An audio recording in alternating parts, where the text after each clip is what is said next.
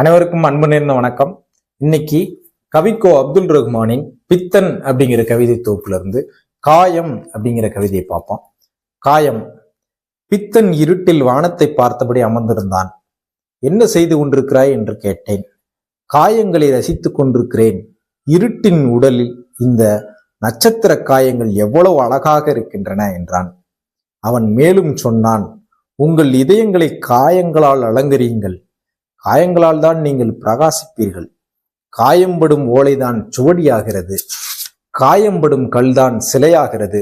காயம்படும் மூங்கில்தான் கானம் பாடுகிறது. பூக்களும் கூட காயங்களே. நினைவுகள் என்பவை உங்கள் ஆறாத காயங்களிலிருந்து வடியும் இரத்தம்தான். அனுபவங்கள் காயங்களாலே கையெழுத்திடுகின்றன.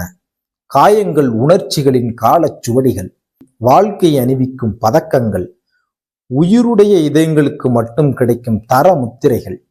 காதலில் காயம்படாத இதயம் காதலின் இரகசியத்தை அறியாது. காதலில் காயம்படாத இதயம் காதலின் இரகசியத்தை அறியாது.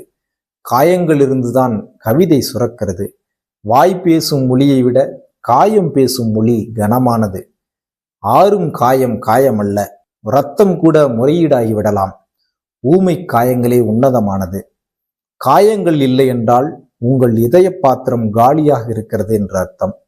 காலி பாத்திரம் வைத்திருப்பவர்களே, காயங்களை யாசியுங்கள் இன்னொரு வார்த்தை. இந்த கவிதை முழுவதுமாக ஒரு பித்தன் போதிப்பது போல ஒரு கவிதை நடைதல் நிறைய இருக்கு. தொடர்ந்து வாசிச்சு பாருங்க. நல்ல புத்தகங்களை உங்களுக்கு ஆற்றுப்படுத்தி கொண்டே இருக்கிறேன். மீண்டும் மிகச்சிறந்த கவிதையோடு அடுத்த காணொளி உங்களை சந்திக்கிறேன். நன்றி, வணக்கம்.